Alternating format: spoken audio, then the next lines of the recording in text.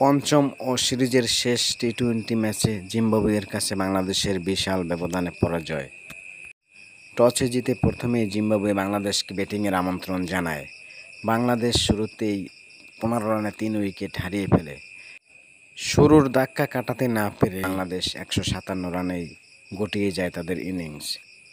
জবাবে জিম্বাবুয়ে মাত্র 2টি উইকেট হারিয়েই 18.2 বলে তারা লক্ষ্যে পৌঁছে যায়। এখন প্রশ্ন হলো, কী লাভ হলো মোস্তাফিজকে আইপিএল থেকে ফিরিয়ে এনে?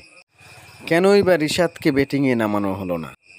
যে দলটি বিশ্বকাপ কোয়ালিফায়ার করতে ব্যর্থ হয়েছে, সেই দলের কাছে আসলে এত বড় শোচনীয় পরাজয়টা আসলে আপনারা কী চোখে দেখছেন, এটা কমেন্টস করে অবশ্যই জানাবেন। মোস্তাফিজকে আইপিএলে যেভাবে ব্যবহার করা হয়েছে, আসলে কি তাকে ঠিক সেইভাবে ব্যবহার করতে পেরেছে বাংলাদেশ ক্যাপ্টেন?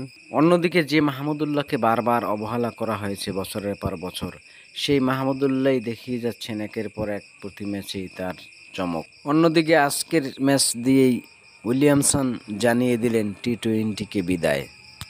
44 বলে 73 রানের এক ঝলমলে ইনিংস খেললেন সিকান্দার রাজা। চিনিয়ে দিলেন নিজের জাতকে।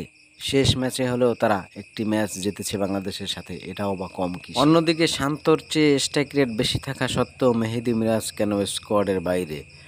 আসলে কি বিশ্বকাপ স্কোয়াড থেকেও সে বাইরে থাকবে? খেলাধুলার নিত্য নতুন ভিডিও পেতে আমাদের চ্যানেলটি অবশ্যই সাবস্ক্রাইব করবেন। জয় পরাজয় খেলারই অংশ, কিন্তু আজকের ম্যাচ দেখে এটা মনে হলো না যে বাংলাদেশ আসলে জয় বা ব্যবধানের জন্য লড়াই করতে ব্যর্থ। এই ধরনের খেলা আসলে দর্শক আশা করে না।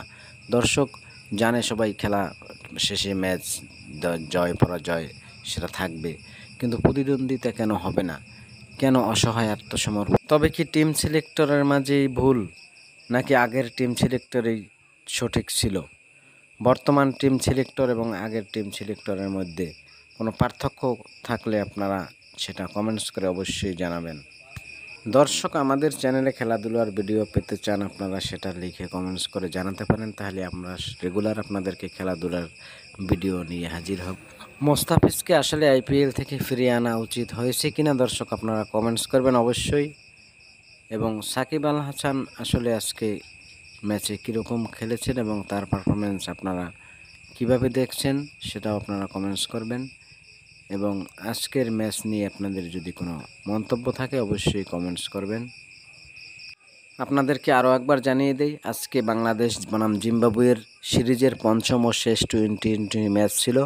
এই ম্যাচে বাংলাদেশ জিম্বাবুয়ের কাছে 8 উইকেটের বড় ব্যবধানে হেরেছে। বাংলাদেশ প্রথমে 157 রান করে, জবাবে জিম্বাবুয়ে 2টি উইকেট হারিয়ে লক্ষ্যে পৌঁছে যায়।